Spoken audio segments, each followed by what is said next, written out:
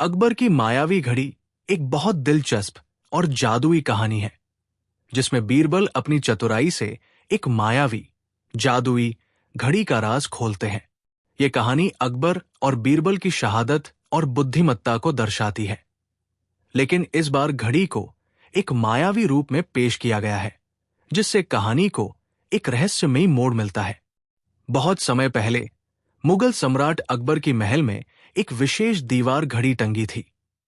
ये घड़ी दिखने में आम घड़ी से कहीं ज्यादा अलग थी। ये एक विशाल, सुंदर और बहुत ही अजीब घड़ी थी। इसका आकार बड़ा था और इसमें चमकते हुए रत्न जड़े हुए थे। इसकी विशेषता यह थी कि ये केवल समय नहीं बताती थी, बल्कि जब भी अकबर के मन में कोई विचार आता, ये घड़ी उस विचार के अनुसार विभिन्न रंगों में बदल जाती थी। अगर अकबर खुश होता तो घड़ी नीली हो जाती, अगर गुस्से में होते तो ये लाल रंग में चमकने लगती, और अगर वे चिंतित होते तो घड़ी सफेद या पीले रंग में बदल जाती। इस घड़ी को अकबर ने बहुत प्यार किया था और उसे ये घड़ी बहुत प्रिय थी। वो मानते थे कि घड़ी में कोई मायावी शक्ति है जो उनके मन की स्थिति को समझकर प्रतिक्रिया देती है। एक दिन अकबर ने अपनी प्रिय घड़ी को देखा और महसूस किया कि घड़ी का रंग नहीं बदल रहा था, बल्कि वो सामान्य रंग में स्थिर बनी हुई थी। अकबर ने इसे कई बार देखा, लेकिन घड़ी ने कोई रंग नहीं बदला। ये स्थिति अकबर के लिए बहुत ही अजीब और परेशान करने वाली थी। अकबर ने तुरंत बीरबल को बुलाया और कहा, बीरबल, मेरी प्रिय घड़ी ठीक से काम नहीं कर रही है। क्या तुम इसका कारण जान सकते हो? बीरबल ने घड़ी को ध्यान से देखा और फिर अकबर से कहा, महाराज, इस घड़ी में कोई न कोई रहस्य छुपा हुआ है। मुझे लगता है कि घड़ी को कुछ खास परिस्थितियों में सक्रिय किया जा सकता है, और शायद वो अपनी जादुई शक्ति खो चुकी है क्योंकि इन परिस्थितियों का अभाव है। अकबर ने कहा, लेकिन बीरबल, ये घड़ी हमेशा काम करती रही है, आज क्यों नहीं? क्या तुम इसका हल ढूंढ सकते हो? बीरबल ने सोचा और फिर कहा, महाराज, ये घड़ी केवल तब काम करती है जब उसके चारों ओर सच्चाई, ईमानदारी और विशुद्धता होती है। अब शायद घड़ी का रंग बदलने का कारण ये हो सकता है कि महल में कुछ गलत हो रहा हो या किसी ने झूठ बोला हो। हमें इस घड़ी को फिर से सक्रिय करने के लिए ये पता करना होगा कि महल में क्या गड़बड़ हो रही है। बीरबल ने महल में आकर सभी दरबारियों और सेवकों से पूछताछ शुरू की। वो जानना चाहता था कि किसी ने हाल ही में कोई झूठ बोला था या कुछ गलत किया था, जिससे घड़ी की जादुई शक्ति प्रभावित हुई हो।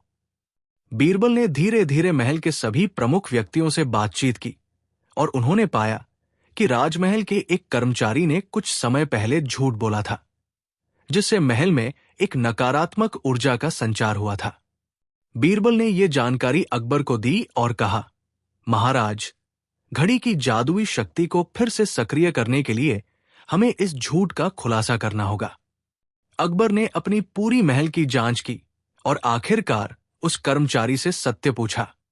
जब वो व्यक्ति झूठ बोलने से डरते हुए अकबर के सामने आया, तो उसने स्वीकार किया कि उसने घड़ी की जादुई शक्ति को खत्म करने के लिए गलत बातें फैलाई थी। उसने सोचा था कि अगर घड़ी अपनी शक्ति खो देगी तो अकबर उसे अपनी प्रिय घड़ी से छुटकारा दिला देगा। जब अकबर ने उस कर्मचारी से सच्चाई जान ली, तो बीरबल ने कहा, महाराज, अब जब झूठ का पर्दाफाश हो चुका है और सच्चाई सामने आ चुकी है, तो ये घड़ी अपनी जादुई शक्ति को फिर से प्राप्त कर लेगी। घड़ी की जादुई शक्ति लौटना। अकबर और बीरबल दोनों मिलकर घड़ी के पास पहुंचे, और जब बीरबल ने उस कर्मचारी से सच्चाई का खुलासा किया, तब घड़ी ने अपना रंग बदलना शुरू कर दिया। पहले ये नीला हुआ, फिर धीरे धीरे पीला, और आखिरकार ये अपनी पूरी जादुई चमक में आ गई। घड़ी ने अकबर को अपनी शक्ति का अनुभव कराया, और अकबर ने खुशी से कहा, बीरबल, तुमने सच ही कहा था। ये घड़ी केवल सच्चाई के साथ ही अपनी पूरी ताकत को दिखा सकती है। अब जब अकबर की मायावी घड़ी अपनी जादुई शक्ति को पुनः प्राप्त कर चुकी थी, तो महल में फिर से शांति और खुशी का माहौल था। अकबर को अपनी घड़ी फिर से वैसी ही चमकते हुए देख खुशी हुई, और वो रोज अपनी घड़ी को देखकर अपने मन की स्थिति का आकलन करते। घड़ी के रंग में बदलाव ने अकबर को अपने विचारों के बारे में सजग कर दिया और उसकी महत्ता भी और बढ़ गई। लेकिन महल में कुछ और हुआ। एक दरबारी, जो पहले अकबर के विश्वास पात्रों में से था, अब घड़ी की शक्ति को लेकर एक गहरी साजिश रच रहा था। यह दरबारी था रईस खान, जो अकबर का एक उच्च पदस्थ अधिकारी था। रईस खान को यह घड़ी बेहद आकर्षक लगी और वो जानता था कि इसकी जादुई शक्ति अकबर के लिए बहुत मायने रखती है। रईस खान ने सोचा, अगर मैं ये घड़ी चुरा लेता हूं और इसे कहीं छुपा देता हूं तो अकबर को कभी पता नहीं चलेगा और मैं घड़ी की शक्ति का इस्तेमाल अपनी इच्छाओं को पूरा करने के लिए कर सकूंगा। रईस खान ने अपनी योजना पर काम करना शुरू किया। उसने धीरे धीरे महल में घूमते हुए पता लगाया कि घड़ी को रात के समय एक विशेष कमरे में रखा जाता था, जहां केवल अकबर और कुछ चुने हुए लोग ही जाते थे। रईस खान ने एक रात घड़ी चुराने की योजना बनाई और एक चोर को भी अपनी मदद के लिए बुला लिया।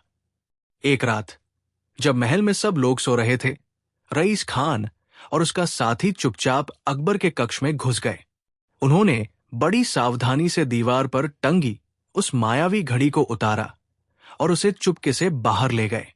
रईस खान और चोर घड़ी को लेकर महल के बाहरी क्षेत्र में चले गए, जहां वे उसे छुपाने की योजना बना रहे थे। लेकिन इस बार घड़ी ने कुछ अलग ही किया। जैसे ही रईस खान और चोर घड़ी को लेकर महल से बाहर निकले, घड़ी ने अचानक से अपनी जादुई शक्ति का प्रदर्शन किया। घड़ी के रंग में परिवर्तन होने लगा। घड़ी का रंग पहले लाल हुआ, फिर नीला और फिर अचानक संगीन आवाजें आने लगी। घड़ी ने रईस खान और उसके साथी को डरा दिया। उस समय घड़ी ने एक चमकदार रोशनी छोड़ी, जिससे पूरे महल का ध्यान आकर्षित हुआ। ये सब देखकर रईस खान और चोर घबराए और घड़ी को फिर से महल के भीतर वापस ले आए। अकबर को रात में हुई इस हलचल का पता चला और वो तुरंत बीरबल के पास गए। अकबर ने बीरबल से कहा, बीरबल, मुझे लगता है कि कुछ गड़बड़ है। मेरी घड़ी को चुराने की कोशिश की गई है, लेकिन जब वो बाहर ले जाई जा रही थी तो उसने एक अजीब सी रोशनी छोड़ी। क्या तुम जानते हो कि ऐसा क्यों हुआ? बीरबल ने कहा, महाराज, घड़ी में इतनी शक्तिशाली मायावी ताकत है कि उसे केवल सच्चे दिल वाले लोग ही नियंत्रित कर सकते हैं। जो लोग इसे गलत तरीके से ले जाने की कोशिश करते हैं, उनके साथ ये ऐसे ही होता है। बीरबल ने ध्यान से मामले की छानबीन शुरू की। वो जानता था कि किसी दरबारी ने ही घड़ी चुराने की योजना बनाई थी, लेकिन किसने और क्यों ये करने की कोशिश की थी, इसका पता लगाना जरूरी था। बीरबल ने अपनी चतुराई से महल में सभी दरबारियों की गतिविधियां पर नजर रखी। रईस खान और उसके साथी ने पहली बार घड़ी चुराने में असफल होने के बाद एक नई योजना बनाई। इस बार रईस खान ने सोचा कि घड़ी को चुराने के लिए उन्हें और अधिक चुपके से और सावधानी से काम करना होगा। वो जानता था कि महल के सारे दरबारी अकबर और बीरबल की नजर में आ चुके थे, इसलिए उसे इस बार बेहद चालाकी से काम लेना होगा। रईस खान ने योजना बनाई कि वो घड़ी को महल से चुपके से ले जाएगा, ताकि किसी को भनक भी न लगे। इस बार उसने महल के सबसे एकांत हिस्से में, जहां रात्रि को कम लोग आते थे, एक सुरक्षित रास्ता चुना। रईस खान ने अपनी मायावी घड़ी को चुराने के लिए पहले से ही एक चोर को अंदर घुसने का मौका दे दिया था। रईस खान ने पहले तो घड़ी के बारे में बीरबल और अकबर से कोई जानकारी नहीं दी। वो जानता था कि वे अब घड़ी के प्रति बहुत सतर्क हो गए हैं।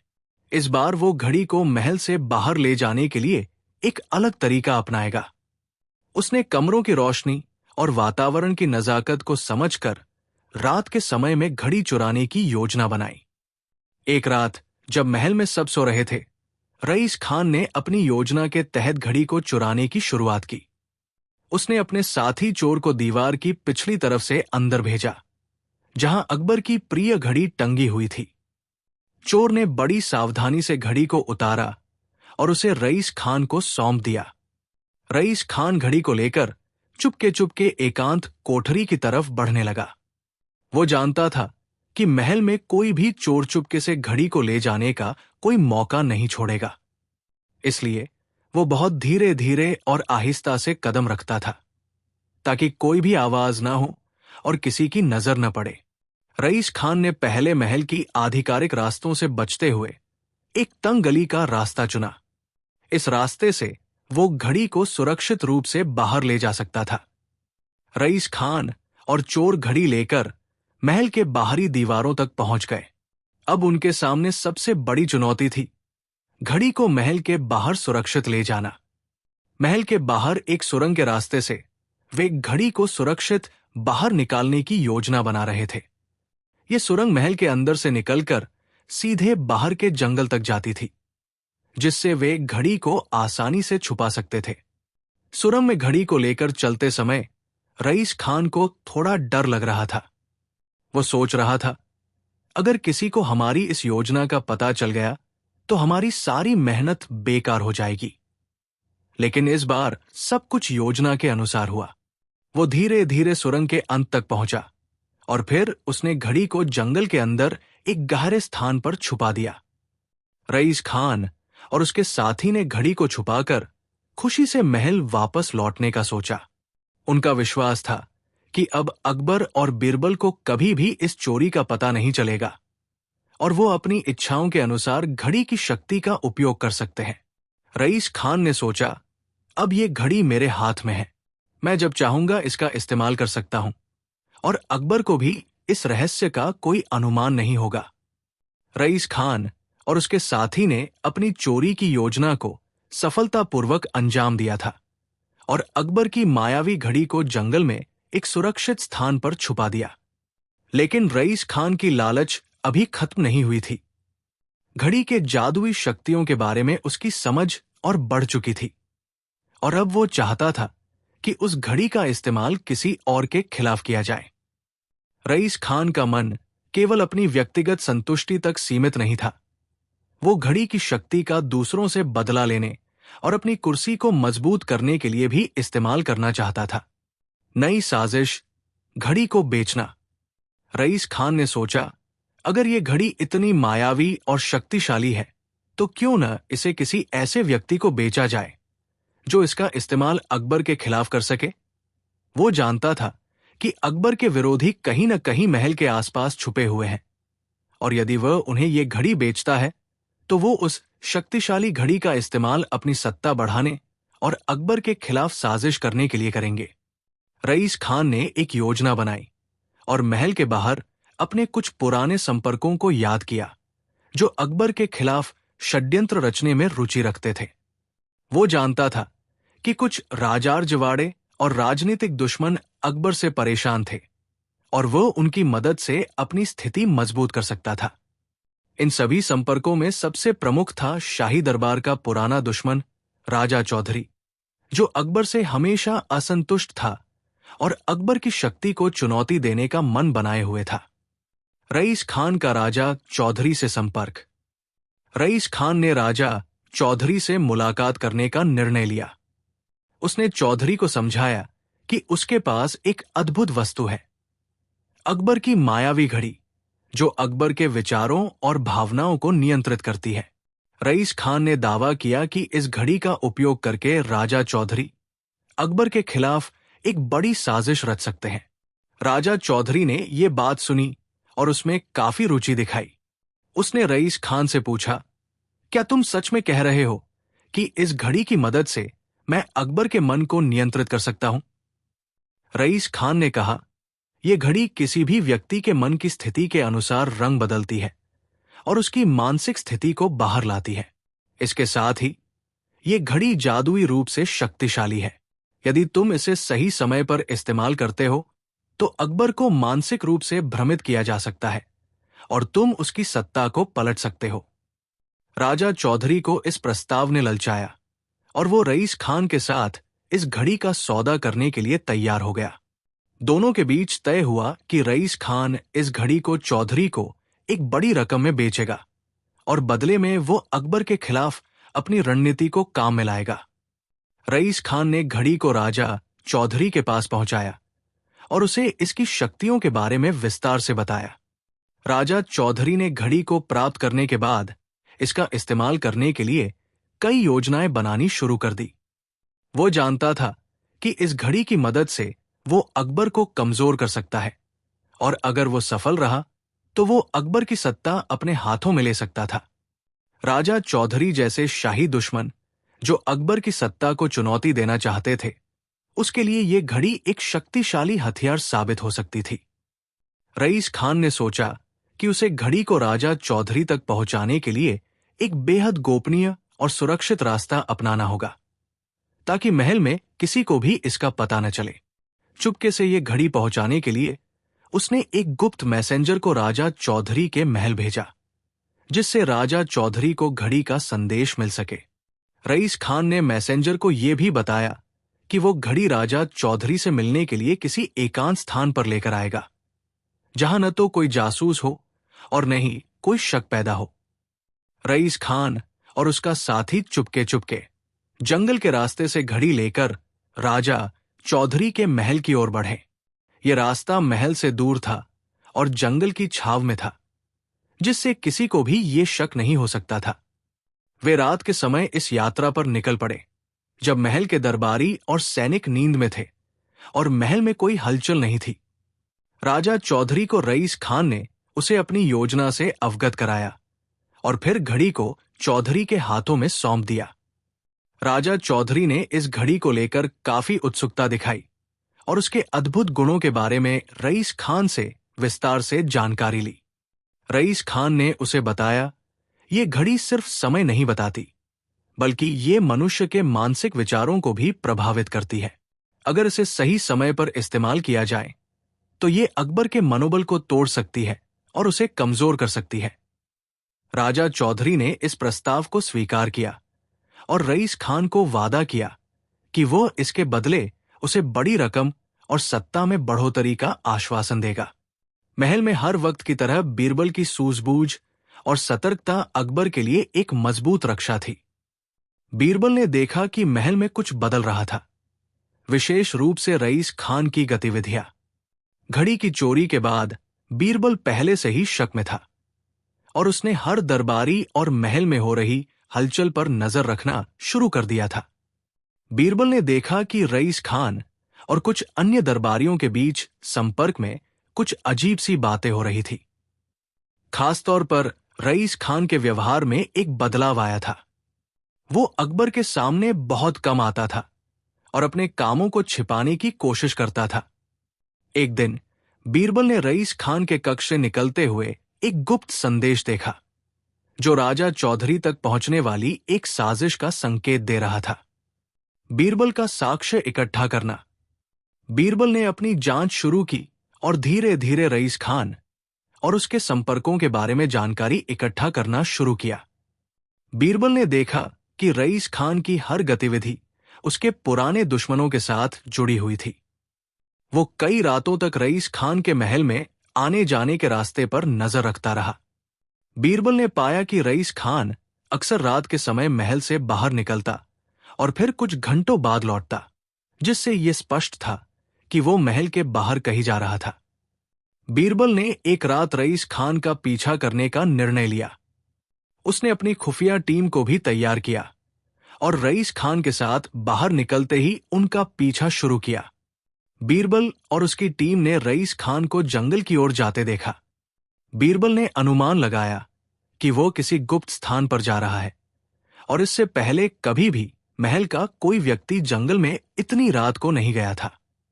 बीरबल ने अपने जासूसों के माध्यम से पता लगाया कि रईस खान और राजा चौधरी के बीच एक गुप्त सौदा हुआ था। राजा चौधरी को घड़ी पहुंचाने के बाद रईस खान ने अपनी योजना पूरी की थी और उसे अब सिर्फ अकबर के खिलाफ उस घड़ी का इस्तेमाल करना था। बीरबल ने यह सारी जानकारी एकत्रित की और इसे अकबर तक पहुंचाया।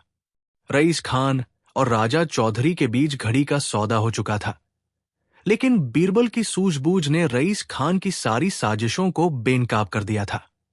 जैसे ही बीरबल को यह सब जानकारी मिली, उसने तुरंत अकबर को इस षड्यंत्र के बारे में बताया और एक योजना बनाई ताकि वो घड़ी को वापस हासिल कर सके और राजा चौधरी के मंसूबों को नाकाम कर सके। बीरबल ने सोचा, अगर मुझे घड़ी को वापस लाना है तो मुझे चुपके से और बेहद समझदारी से काम करना होगा। राजा चौधरी इस घड़ी के बारे में बहुत उत्सुक है, और अगर वो जानता है कि अकबर को इसकी जानकारी हो गई है तो वो उसे आसानी से नहीं छोड़ेगा। बीरबल ने सबसे पहले महल के भीतर स्थिति का जायजा लिया। अकबर को बताने के बाद बीरबल ने समझ लिया था कि उसे राजा चौधरी के महल तक पहुंचने के लिए एक छद्म योजना अपनानी होगी। राजा चौधरी को इस बात का एहसास नहीं होना चाहिए कि वो बीरबल के जाल में फंसा है। राजा चौधरी के महल में प्रवेश बीरबल ने एक चाल चली। उसने एक बहाने से राजा चौधरी के महल में जाने की योजना बनाई। बीरबल ने राजा चौधरी को एक पत्र भेजा जिसमें उसने लिखा कि वो उसे एक गोपनीय और महत्वपूर्ण संदेश देने के लिए चाहता है जो केवल राजा चौधरी से संबंधित हो सकता है। बीरबल ने पत्र में यह भी लिखा था कि यह संदेश अकबर के खिलाफ नहीं बल्कि उसके हित में था। राजा चौधरी को बीरबल का यह संदेश मिला और उसने इसे पढ़ते हुए सोचा, बीरबल अकबर का सबसे विश्वास पात्र है और अगर वो मुझे कोई महत्वपूर्ण सूचना दे रहा है तो जरूर ये मेरे पक्ष में होगा। राजा चौधरी ने तुरंत बीरबल को महल में बुला लिया। बीरबल जानता था कि राजा चौधरी के महल में प्रवेश के बाद उसे घड़ी को खोजना और उसे वापस लाना होगा, और इसके लिए उसे धैर्य और चतुराई से काम लेना होगा। महल में घड़ी की तलाश जब बीरबल राजा चौधरी के महल में पहुंचा तो उसने राजा चौधरी से मुलाकात की और उसके साथ थोड़ी देर बातचीत की। राजा चौधरी ने बीरबल से पूछा कि वो उसे क्या संदेश देना चाहता है। बीरबल ने कहा, महाराज, ये एक व्यक्तिगत बात है और मैं चाहता हूं कि आप मुझे पूरी गोपनीयता में इसे सुने। राजा चौधरी ने बीरबल को अपने महल के एकांत कक्ष में बुलाया। अब बीरबल को मौका मिला। वो जानता था कि राजा चौधरी के पास घड़ी कहीं न कहीं रखी हुई होगी, क्योंकि वो इसके अद्भुत गुणों के बारे में पहले ही जान चुका था। राजा चौधरी की अनुपस्थिति का फायदा उठाकर बीरबल ने महल के कमरों का निरीक्षण शुरू किया। उसका ध्यान राजा चौधरी के निजी कक्ष की ओर गया, जहां अक्सर महत्वपूर्ण वस्तुएं रखी जाती थी। बीरबल ने ध्यान से कक्ष के हर कोने को देखा और कुछ समय बाद उसे एक चमचमाती घड़ी एक लकड़ी की अलमारी के अंदर दिखी। ये वही घड़ी थी जिसे रईस खान ने राजा चौधरी के पास पहुंचाया था। बीरबल का दिल धड़कने लगा, लेकिन उसने अपनी चतुराई से घड़ी को सावधानी से उठाया और बिना किसी को एहसास दिलाए उसे अपने कपड़ों में छिपा लिया। घड़ी हाथ में आते ही बीरबल ने सोचा, अब मुझे राजा चौधरी को यह महसूस कराना होगा कि मैं केवल एक सामान्य संदेश देने आया हूं, ताकि उसे शक न हो। वह राजा चौधरी के पास लौटा और उसे बिना किसी अतिरिक्त सवाल किए, महाराज, मैंने अपना संदेश दे दिया, अब मुझे अपने काम पर लौटना चाहिए, कहकर महल से निकलने की तैयारी की। राजा चौधरी ने बिना संकोच के बीरबल को विदा किया। वो घड़ी की ताकत को लेकर अपने मन में योजनाएं बना रहा था, लेकिन वो नहीं जानता था कि बीरबल ने घड़ी को उसके हाथों से निकाल लिया था। बीरबल ने राजा चौधरी के महल से बाहर निकलने के बाद अपनी चाल को सफलतापूर्वक अंजाम दिया। उसने घड़ी को अपने पास छिपा रखा था और वो जानते हुए भी कि राजा चौधरी और उसके अनुयायी उसकी खोज करेंगे, वो बहुत चतुराई से बाहर निकल आया। महल के द्वार पर बीरबल ने एक गहरी सांस ली और अपनी वापसी की राह पर चल पड़ा। उसे ये भी पता था कि अब उसे इस घड़ी को अकबर तक सुरक्षित पहुंचाना होगा, ताकि अकबर के मन में कोई संदेह न हो और राजा चौधरी को उसकी चोरी का एहसास भी न हो। बीरबल ने घड़ी को सुरक्षित रूप से अकबर के पास पहुंचाने के बाद राजा चौधरी के खिलाफ अपनी साजिश को और भी मजबूती से बेनकाब करने की योजना बनाई। वो जानता था कि रईस खान की धोखाधड़ी और उसकी साजिश को सार्वजनिक रूप से सामने लाना अब जरूरी था, ताकि राजा चौधरी और रईस खान दोनों को उनकी करतूतों की सजा मिल सके। बीरबल ने अकबर को पूरी घटना की जानकारी दी और बताया कि रईस खान और राजा चौधरी के बीच क्या चल रहा था। अकबर ने तुरंत दरबार में एक सभा बुलाने का आदेश दिया जिसमें रईस खान को दरबार में पेश किया जाएगा। अकबर के आदेश के बाद रईस खान को दरबार में बुलाया गया। वो पहले से ही जानता था कि उसके खिलाफ कुछ योजना चल रही है, लेकिन वो ये नहीं समझ पा रहा था कि बीरबल ने इतनी चतुराई से उसकी साजिश को कैसे बेनकाब कर दिया। रईस खान डरते डरते दरबार में उपस्थित हुआ। उसने अपने चेहरे पर एक झूठी मुस्कान बनाए रखी, लेकिन भीतर से वो बहुत घबराया हुआ था। अकबर ने दरबार की शुरुआत करते हुए कहा, आज हम एक गंभीर मुद्दे पर चर्चा करेंगे। रईस खान, तुम्हारे खिलाफ कुछ गंभीर आरोप लगे हैं और हमें तुम्हारी सफाई सुननी है। रईस खान ने बिना किसी हिचकिचाहट के कहा, महाराज, मैं आपकी सेवा में सच्चाई के साथ उपस्थित हुआ हूं। मुझ पर लगाए गए आरोप निराधार हैं। मैं अपने सम्राट और दरबार का वफादार सेवक हूं।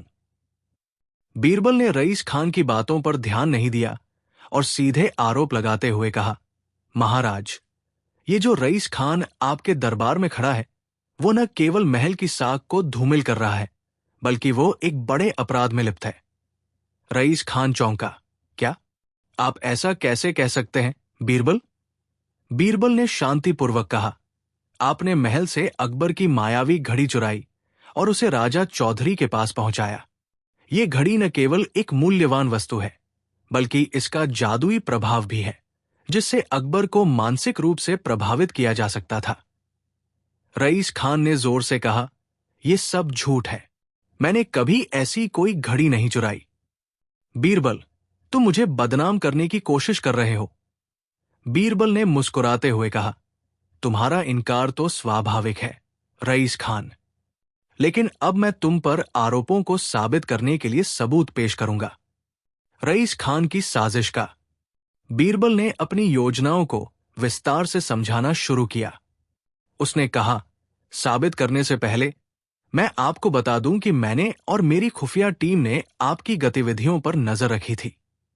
हम जानते थे कि आप हर रात महल से बाहर जाते थे, और हम ये भी जानते थे कि आप राजा चौधरी से मिलते थे। इसके बाद बीरबल ने सबूत पेश करना शुरू किया। उसने एक गुप्त संदेश दिखाया जो रईस खान ने राजा चौधरी को भेजा था। यह संदेश राजा चौधरी तक पहुंचने वाले साजिश के बारे में था, जिसमें घड़ी का सौदा किया गया था। बीरबल ने कहा, यह वही पत्र है जो आपने राजा चौधरी को भेजा था। इस पत्र से स्पष्ट है कि आप राजा चौधरी को घड़ी देने के लिए सहमत हो गए थे।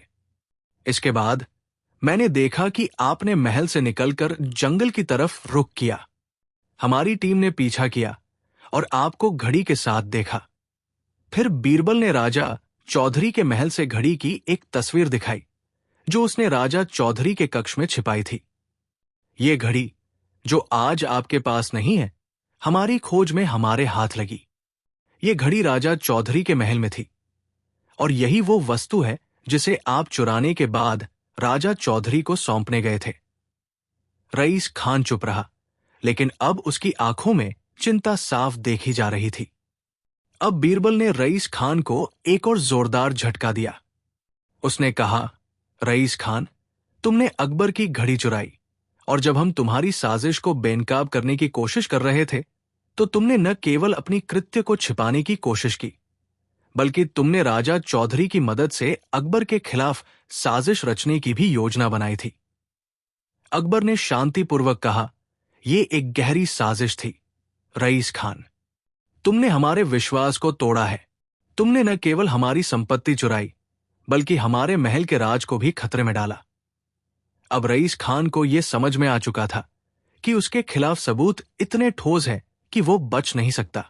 उसने अपनी गलती मानते हुए अकबर से क्षमा याचना की, लेकिन अकबर का दिल कठोर हो चुका था। अकबर ने रईस खान की दया की अपील को अस्वीकार करते हुए कहा, तुमने हमें धोखा दिया है, रईस खान।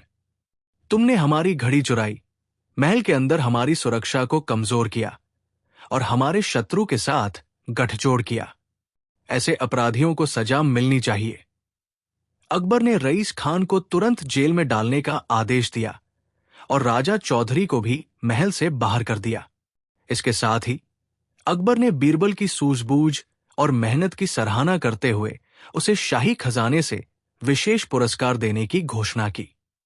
इस घटना के बाद महल में शांति और न्याय स्थापित हुआ।